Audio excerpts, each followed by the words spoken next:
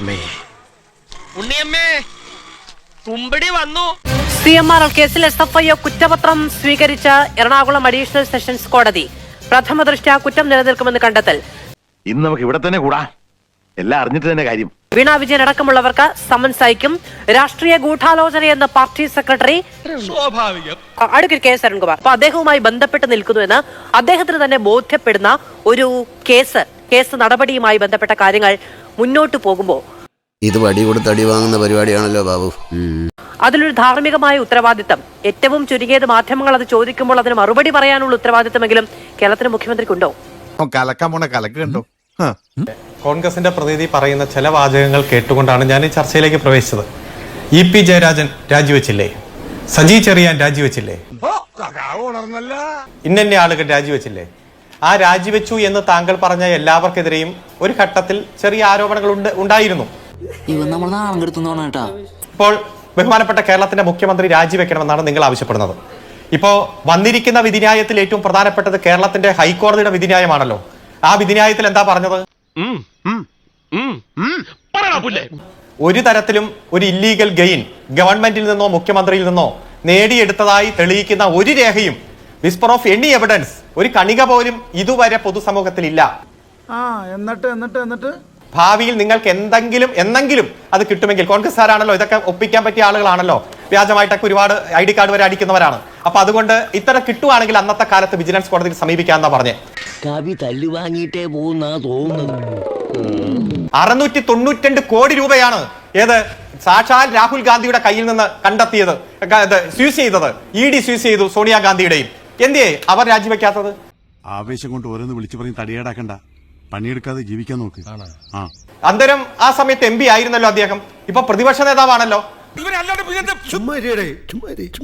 Bofors കുംഭകോണവുമായി ഇവിടെ കൃത്യമായി national ഹെറാൾഡുമായി ബന്ധപ്പെട്ടുകൊണ്ട് 5000 കോടി രൂപയുടെ ആരോപണമല്ലേ ഈ സോണിയാഗാന്ധിയും രാഹുൽ ഗാന്ധിയും അടക്കമുള്ളവർ നേരിട്ടുകൊണ്ടിരിക്കുന്നത്? അവർ രാജിവെച്ച് പുറത്തുപോയോ? ഇതൊരു നടത്തു പോണ മാതിരില്ല. ഇവിടെ മുഖ്യമന്ത്രിക്കെതിരെ ഒരു ആരോപണമില്ല, മറിച്ച് മകളായ സംരംഭകയുമായി ബന്ധപ്പെട്ടുകൊണ്ട് 2 കമ്പനികൾ തമ്മിലുള്ള കരാറിനെ നിങ്ങൾ കൂട്ടിയോജിപ്പിക്കുക. ഈ വേണ്ടാത്ത കാര്യങ്ങൾ പറയല്ലേ. 182 കോടി രൂപ പലർക്ക് കൊടുത്ത് നിന്നോട്ടെ, പക്ഷെ ഈ 1.72 അതാണ് പ്രശ്നം. 90 ലക്ഷം രൂപ കടമെടുത്തു മുഖ്യമന്ത്രിയുടെ മോളുടെ സംരംഭത്തിന്.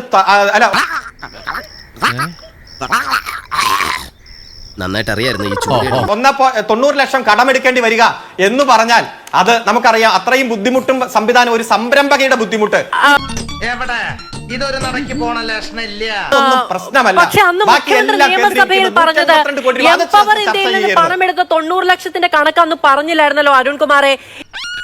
ജാങ്കോ നീ അറിഞ്ഞ ഞാൻ പെട്ടു. എന്റെ മകൾ എന്റെ ഭാര്യ അവരുടെ അമ്മയുടെ പെൻഷൻ കാശ് എന്നൊക്കെയല്ലേ പറഞ്ഞിരുന്നത്? അന്ന് ഈ കടമെടുത്ത എംപവർ ഇന്ത്യയിൽ നിന്ന് കടമെടുത്ത 90 ലക്ഷത്തിന്റെ കണക്ക് പറഞ്ഞായിരുന്നോ? ഈ കണക്ക് ഇപ്പൊ 1.7 കോടി എന്നത് 2.7 കോടി ആവുന്നത് വരെ എംപവർ ഇന്ത്യയിൽ നിന്ന് കടമെടുത്ത എന്തെങ്കിലും ഒരു കാര്യം CPM-ന്റെ ഏതെങ്കിലും ഒരു പ്രതിനിധിയോ മുഖ്യമന്ത്രിയോ ആരെങ്കിലും പറഞ്ഞു കേട്ടിരുന്നോ? ചൂടാണ്ട് AC ഇല്ല.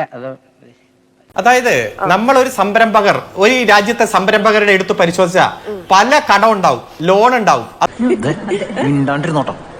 അതുപോലെ തന്നെ പലതരത്തിൽ അവർ പണം അതുമായി ബന്ധപ്പെട്ട സംരംഭം തുടങ്ങാൻ ഈ എടുത്ത ലോണ് മുഴുവൻ ഇതിൽ പറയണം, അത് നിയമസഭയിൽ പറയണം എന്നൊക്കെ പറഞ്ഞ ഇച്ചിരി കഷ്ടാകും. അല്ലെ, പെൻഷൻ കാശിന്റെ കാര്യം പറയുമ്പോൾ അദ്ദേഹത്തിന് ഈ പറയുന്ന കർത്തയുടെ പണവുമായി ബന്ധപ്പെട്ട് എംപവർ ഇന്ത്യയുടെ പണവുമായി ബന്ധപ്പെട്ട് അറിവുണ്ടായിരുന്നില്ലേ എന്ന് ഞാൻ ചോദിച്ചതേ ഉള്ളൂ. ഇപ്പൊ നാട്ടുകാർക്ക് എന്തായാലും അറിവുണ്ടായിട്ടുണ്ടല്ലോ.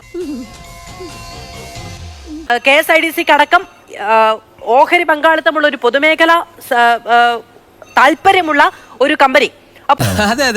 അപ്പൊ ആ കമ്പനിയിൽ നിന്ന് അതിന്റെ നടത്തിപ്പുകാരനായ കർത്തയിൽ നിന്ന് പണം കടം വാങ്ങിയിട്ടാണ് സ്വന്തം മകൾ സ്ഥാപനം തുടങ്ങുന്നത് എന്ന് പറയുമ്പോ ഇത് പാർട്ടി അറിയണമല്ലോ, അല്ലെ? പാർട്ടി അംഗങ്ങളും പാർട്ടി കുടുംബങ്ങളും അവരുടെ സാമ്പത്തിക ഉറവിടം അടക്കമുള്ള കാര്യങ്ങൾ പറയുമ്പോ CMR പോലെ അല്ലെങ്കിൽ കരിമണൽ കർത്ത എന്ന് ഇങ്ങനെ പോയാൽ സംഗതി കുഴയും. വിളിക്കപ്പെടുന്ന ഒരാളുടെ സഹായം സ്വീകരിച്ച് വേണോ മുഖ്യമന്ത്രിയുടെ മകൾ ഒരു സംരംഭം തുടങ്ങാൻ എന്നൊരു ചോദ്യം പാർട്ടി സ്വാഭാവികമായി ഉന്നയിച്ചിട്ടുണ്ടാകുമോ? എന്റെ സംശയമാണ്. ഒന്നാമത്തെ കാര്യം താങ്കൾ ചോദിച്ചത് ഈ കടം, ഒരു സംരംഭം തുടങ്ങിയത് എങ്ങനെയാണെന്നാണ് മുഖ്യമന്ത്രി വിവരിച്ചത്. ആ മുഖ്യമന്ത്രി അതിന്റെ വസ്തുത പറഞ്ഞു. അതിനുശേഷം ആ സംരംഭം മുന്നോട്ട് പോയി സാമ്പത്തിക പരാധീനത വന്നു, പല ലോൺ എടുക്കും, കടം വാങ്ങിക്കും, അതുപോലെ തന്നെ ബാങ്ക് വായ്പ എടുക്കും. അത് എല്ലാം വിശദീകരിച്ചില്ലല്ലോ എന്നുള്ള താങ്കളുടെ സാങ്കല്പികമായിട്ടുള്ള ചോദ്യം അത് എങ്ങനെ തുടങ്ങി എന്നതും അതിന്റെ ഓരോ ഘട്ടത്തിലും വായ്പ കൃത്യമായിട്ട് വിവരിക്കണമായിരുന്നു എന്നൊക്കെ താങ്കൾ ചോദിച്ചോ? അതൊക്കെ ജനങ്ങൾക്ക് ബോധ്യമുണ്ട്. ഭയങ്കരം തന്നെ. മുഖ്യമന്ത്രിയിൽ നിന്ന്, സർക്കാരിൽ നിന്ന്, മന്ത്രിമാരിൽ നിന്ന്, ഏതെങ്കിലും വകുപ്പിൽ നിന്ന് ഇല്ലീഗൽ ഗെയിൻ അത് നേടാൻ വേണ്ടിയിട്ടാണ് ഈ സംരംഭകയുമായി കരാർ ഒപ്പിട്ടതെങ്കിൽ ഏതെങ്കിലും തരത്തിൽ അങ്ങനെ ലിങ്ക് ഉണ്ടെങ്കിൽ താങ്കൾ ചോദിക്കുന്ന ചോദ്യം പ്രശസ്തിയുണ്ട്. ഇവനെന്ത് വിവരക്കേടാ ചോദിക്കണേ? അതിലല്ല എന്റെ ചോദ്യം എന്ന് പറയുന്നത്. ഈ ഇങ്ങനെ ഒരു സംരംഭം മുന്നോട്ട് കൊണ്ടുപോകാൻ നേരത്തെ ഇതെന്താണ്? ഇത് എന്തൊരു യാദൃശ്ചികതകളെ കുറിച്ചാണ് നിങ്ങൾ പറയുന്നത്? പറഞ്ഞിട്ടില്ല. കേരളത്തിന്റെ മുഖ്യമന്ത്രിയുടെ മകളാണ് ടി വീണ എന്നറിയാതെയാണോ അദ്ദേഹത്തിന് അവർക്ക് ഈ സംരംഭം തുടങ്ങാനുള്ള ഒരു പണം, ഇനീഷ്യൽ എമൗണ്ട്, അല്ലെങ്കിൽ അതുമായി ബന്ധപ്പെട്ട് സാമ്പത്തിക പ്രശ്നം ഉണ്ടാകുന്ന സമയത്ത് സഹായം ഒരു കമ്പനി ഉടമ നൽകുന്നത്? അതല്ല ഉദ്ദേശം.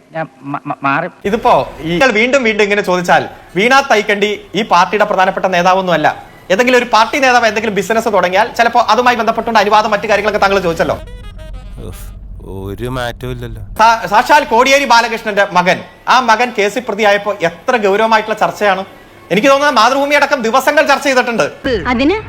അതിനൊന്നും ഇല്ലേ? ഏറ്റവും അവസാനം ഈ കോടതി ഒരു തെളിവുമില്ലെന്നും പറഞ്ഞ് പുറത്തേക്ക് വിടുമ്പോൾ ഒന്ന് ആലോചിച്ചേക്ക്, ഒരു ചെറുപ്പക്കാരനെ 1.25 വർഷമാണ് ജയിലിലിട്ട്. എത്രയോ അനുഭവങ്ങളിലൂടെ കടന്നുപോയവരാണ് ഞങ്ങൾ എന്ന് വെച്ചാൽ അതിന്റെ അഹംഭാവം അവനില്ലട്ടാ. ഇപ്പോഴും നിങ്ങൾ ആരോപണം ഉന്നയിക്കുന്നു. കാരണം വീണ തൈക്കേണ്ടി വന്ന പത്രസമ്മേളനം നടത്തി മറുപടി പറയില്ല, ചാനൽ ചർച്ചയിൽ അതിഥിയായിട്ട് വരികയില്ല. അതുകൊണ്ട് എത്ര ആരോപണം ഉന്നയിക്കാം. പറയുന്ന നിനക്കില്ലേലും കേൾക്കുന്ന എനിക്കില്ലടാ ഒരു ചളുപ്പ്. ഒലിപ്പിക്കാം. ബിജെപിക്കും കോൺഗ്രസിനും എഴുതി കൊണ്ടുവരുന്ന വാചക കസർത്ത് ഇത്തരത്തിലുള്ള ആളുകളോട്, പ്രത്യേകിച്ച് രാഷ്ട്രീയ പാർട്ടികളുടെ നേതാക്കന്മാരുടെ മക്കളോട് അങ്ങ് ഉന്നയിച്ചുകൊണ്ടേയിരിക്കാം. ആൾക്ക് തീരെ വിദ്യാഭ്യാസം വിവരമൊന്നും ഇല്ലേ? വിഡ്ഢിത്തിരെ പറയുള്ളൂ. വീണ തായ്ക്കണ്ടിക്ക് മാധ്യമങ്ങളോട് ഇത് വിശദീകരിക്കേണ്ട കാര്യമില്ല. പക്ഷേ വീണ തായ്ക്കണ്ടിയിൽ സ്വന്തം മകളായതുകൊണ്ടാണ് ഈ വിഷയത്തിലേക്ക് വലിച്ചിടക്കപ്പെടുന്നത് എന്നും രാഷ്ട്രീയമായി വേട്ടയാടപ്പെടുന്നത് എന്നും എവിടെ പോണു? വെള്ളം കുടിക്കണം. മുഖ്യമന്ത്രിയും പാർട്ടി സെക്രട്ടറിയും വിശദീകരിക്കുമ്പോൾ അതുമായി ബന്ധപ്പെട്ട ചോദ്യങ്ങളെ മുഖ്യമന്ത്രിയും പാർട്ടി സെക്രട്ടറിയും എങ്കിലും അഭിമുഖീകരിക്കണമെന്നേ പറഞ്ഞുള്ളൂ. ഡോക്ടർ മറുപടി പറഞ്ഞില്ലേ ഇന്ന്? ഈ കേരളത്തിന്റെ പാർട്ടിയുടെ സംസ്ഥാന സെക്രട്ടറി എത്ര വിശദമായിട്ടാണ് മറുപടി പറഞ്ഞത്? പാർട്ടിയുടെ സംസ്ഥാന സെക്രട്ടറി രാഷ്ട്രീയ വേട്ടയാണെന്നാണ് പറയുന്നത്. രാഷ്ട്രീയ വേട്ടയല്ലേ ഇത്? ഇതിൽ കൂടുതൽ എന്ത് തെളിവ് വേണം? ആദ്യം ഡൽഹി ഹൈക്കോടതിയിൽ ഈ കുറ്റപത്രം നിൽക്കുമോ കൊടുക്കാമോ എന്നെങ്കിലും തീരുമാനമാകുന്നവരെ ഈ ചർച്ചയൊന്നും മാറ്റിവെക്കാൻ നിങ്ങൾ തയ്യാറാവുന്നില്ലല്ലോ. നിങ്ങൾക്ക് ചർച്ച നടത്തി പൊലിപ്പിക്കണം, അത്രേ ഉള്ളൂ. വേണ്ടട്ടോ, നീ ചായ അടിച്ചാ മതി, നീ എന്നെ അടിക്കാൻ നിൽക്കണ്ട. ഓക്കെ, കേസ് അതിന്റെ അവസാന ഘട്ടത്തിലേക്ക് എത്തണമെങ്കിൽ എത്ര വർഷങ്ങൾ കടന്നു പോകുമെന്ന് നമുക്ക് എല്ലാവർക്കും അറിയുന്നതാണ്. ആ സമയത്ത് മാത്രമേ അതുമായി ബന്ധപ്പെട്ട കാര്യങ്ങൾ ചർച്ച ചെയ്യാവൂ എന്നൊക്കെ പറയുന്നത് കുറച്ച് ബുദ്ധിമുട്ടാണ്. അങ്ങനെ ഒരു കാര്യം CPM ചെയ്തിട്ടില്ല. അരുൺകുമാർ ഇടപെടുന്നതിന് മുമ്പ് ഒരു കാര്യം നോക്കട്ടെ. ആ CPIയുടെ സംസ്ഥാന സെക്രട്ടറി ബിനോയ് വിശ്വത്തെ എങ്കിലും ധരിപ്പിക്കാൻ നിങ്ങൾക്ക് സാധിച്ചിട്ടുണ്ടോ? ഈ വീണ തൈക്കണ്ടിലിന്റെ കേസ് അങ്ങനെയല്ല എന്ന്. അപ്പൊ നിങ്ങളെ കൊണ്ട് ഇത് പ്രാക്ടിക്കലി പറഞ്ഞു തെളിയിക്കാൻ പറ്റില്ല. കാരണം സേവനത്തിന്റെ കരാറൊന്നും ഞാൻ ഈ ചർച്ചയുമായി ബന്ധപ്പെട്ട്